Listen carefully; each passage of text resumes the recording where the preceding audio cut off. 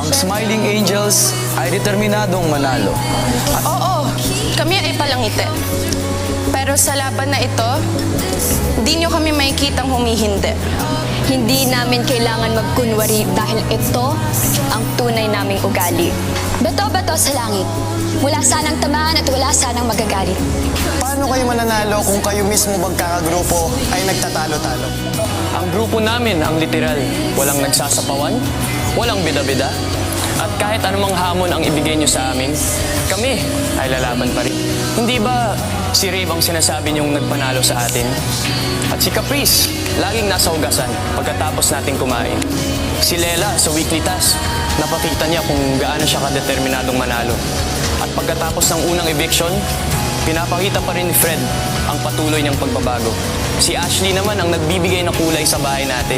Pero pagdating sa mga seryoso na bagay, nagbibigay siya ng mga magandang gabay. Ito ang mga patunay na ang grupo namin ay hindi puro salita, pero may gawa. Wala kami dito para kayo ay aming kalabanin.